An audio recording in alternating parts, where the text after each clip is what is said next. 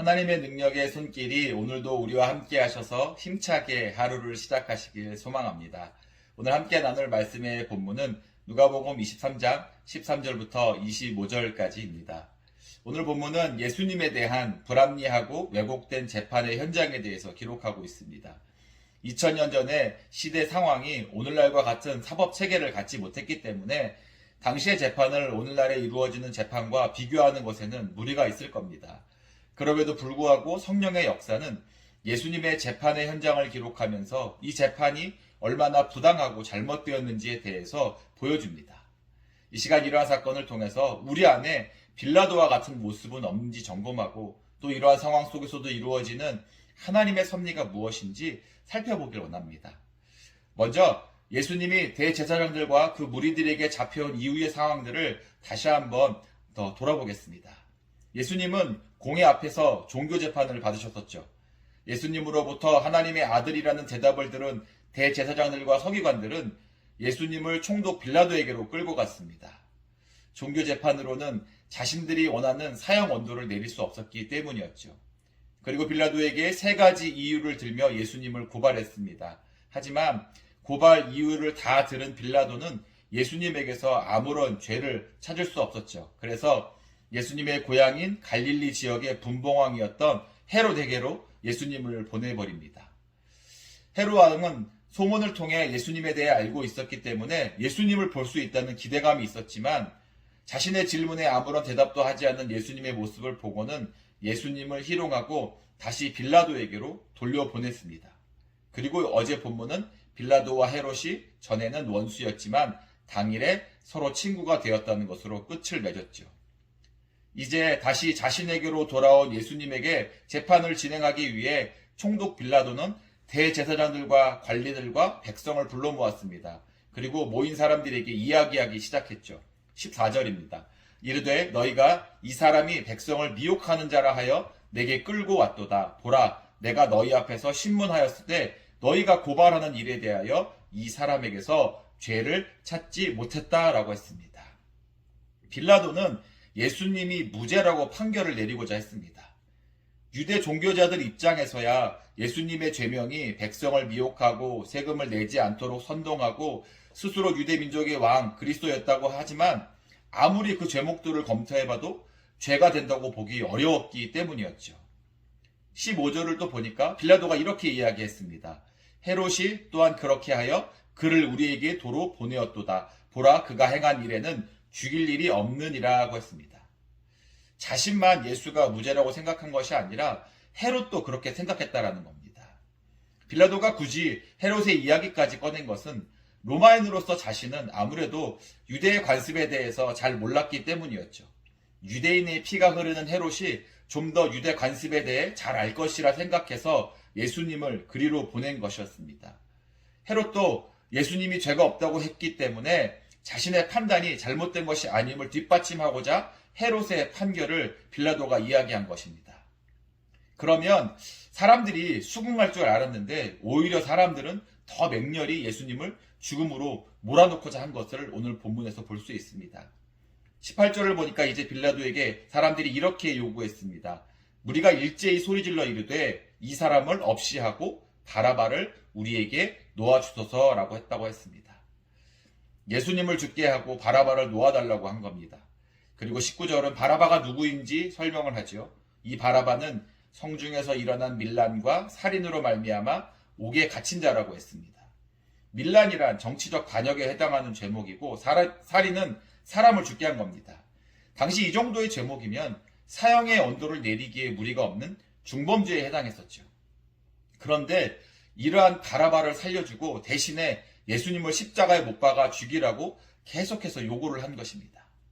아마 율법에 능통한 종교 지도자들은 예수님을 십자가에 못 박음으로써 예수님이 하나님의 아들이나 그리스도가 아니라 하나님의 저주를 받은 자라고 보여주고 싶었을런지도 모릅니다. 신명기 21장 23절에 이런 말씀이 있거든요. 그 시체를 나무 위에 밤새도록 두지 말고 그날에 장사하여 내 하나님 여호와께서 내게 기업으로 주시는 땅을 더럽히지 말라. 나무에 달린 자는 하나님께 저주를 받았음이니라 라는 말씀이 있습니다. 이 재판장에 모인 사람들은 예수님을 십자가에 달려 죽게 하는 것이 예수님이 큰 죄를 지어서 하나님의 저주를 받은 것이라고 보여주는 가장 확실한 증거라고 생각했을런지도 모릅니다. 저들은 예수님이 십자가에 달리셔야만 하는 진정한 의미를 몰랐지요.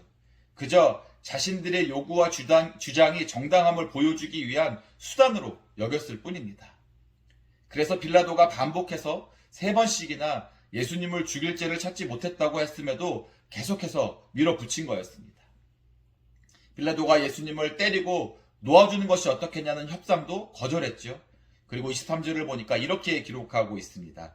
그들이 큰 소리로 재촉하여 십자가에 못 박기를 구하니 그들의 소리가 이긴지라 라고 했습니다. 빌라도는 예수님이 죽음에 처할 만한 죄가 없다고 확신했던 것 같습니다. 그래서 3번씩이나 예수님의 죄 없음을 선언했었죠. 하지만 그는 재판정에 모인 사람들의 요구를 거절하지 못했습니다. 아니, 사실은 자신이 무죄를 확신했다면 저들의 태도는 무고죄에 해당하기 때문에 당장에 저들을 물리쳐 버리든지 하는 것이 정당한 방법이었다고 볼 수 있습니다. 그럼에도 불구하고 빌라도는 사람들의 요구에 굴복을 하죠. 오늘 본문의 평행 구절인 요한복음 19장을 보면 오늘 본문에 기록되지 않은 내용이 나옵니다. 그것이 뭐냐면 재판정에 모인 사람들이 빌라도가 자신들의 요구를 들어주지 않으려고 하자 자신을 왕이라 하는 예수를 처단하지 않으면 로마 황제 가이사를 반역하는 것이라고 협박했다는 겁니다.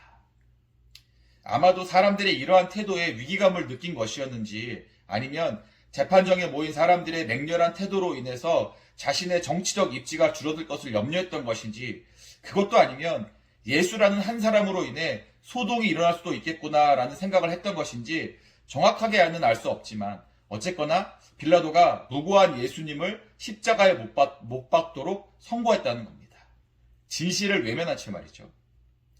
23절 마지막은 이렇게 기록하고 있습니다. 그들의 소리가 이겼다.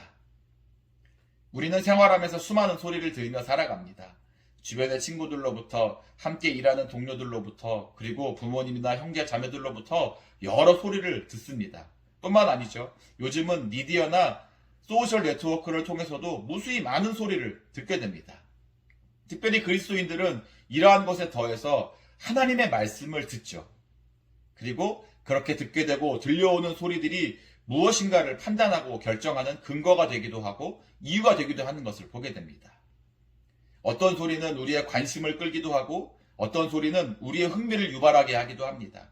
하지만 어떤 소리는 쓴 약과 같아서 별로 듣고 싶지 않을 때도 있는 것을 경험하지요. 어떨 때는 세상 시류에 역행하는, 세상 흐름에 맞지 않는 소리를 듣게 될 때도 있습니다. 이러한 여러 소리들 속에서 우리로 행동하게 하고 결정하게 하는 소리가 무엇인지 한번 생각해 보기를 원합니다. 한국 사람들은 목소리가 큰 사람이 이긴다라는 심리가 있는 것 같습니다. 그래서 뭔가 다툼이 생기거나 문제가 있는 것 같으면 일단 소리를 지르고 보는 것 같습니다. 그리고 어쩔 때는 정말 목소리가 큰 사람이 이기는 것 같기도 하고요. 하지만 신앙에 있어서는 그렇지 않아야 합니다. 정말 우리를 이기게 하는 소리, 정말 우리로 행동하게 하고 결정하게 하는 소리는 하나님의 진리의 말씀이어야 합니다. 예수 그리스도의 복음이어야 하고요. 성령의 세미한 음성이어야 합니다. 세상의 소리, 육신의 소리가 아무리 크게 들려온다고 할지라도 우리는 빌라도처럼 사실을 왜곡하고 진실을 타협해서는 안 됩니다. 아무리 큰 소리가 있어도 우리가 붙잡는 진리를 버리지 말아야죠. 세상의 많은 소리들이 하나님의 말씀의 진리를 이기려고 더 큰 소리를 내는 시대를 살아가고 있습니다. 이럴 때일수록 우리는 더 굳건히 진리를 붙잡고 먼저 우리 안에서 세상의 소리가 이기지 않도록 하나님의 진리에 집중해야 합니다. 결국 예수님은 십자가의 사형 선고를 받으시게 되었지만 이 모든 일이 하나님의 섭리 안에서 이루어지고 있음을 알기에 우리는 더 믿음을 굳건히 해야 합니다. 빌라도의 불의한 재판으로 예수님이 십자가를 지셨지만 결국 그 십자가는 하나님의 사랑과 공의의 결과물임을 잊지 말아야 합니다. 우리를 사랑하셔서 자신의 사랑하는 아들을 내어주시기까지 하신 하나님의 사랑이 오늘도 우리로 말씀을 따라 살아가게 하고 우리를 이기게 하는 능력의 근원이 되기를 축원합니다. 그래서 오늘도 하나님의 말씀의 진리가 승리하게 하는 하루가 되시길 다시 한번 주님의 이름으로 간절히 축원합니다.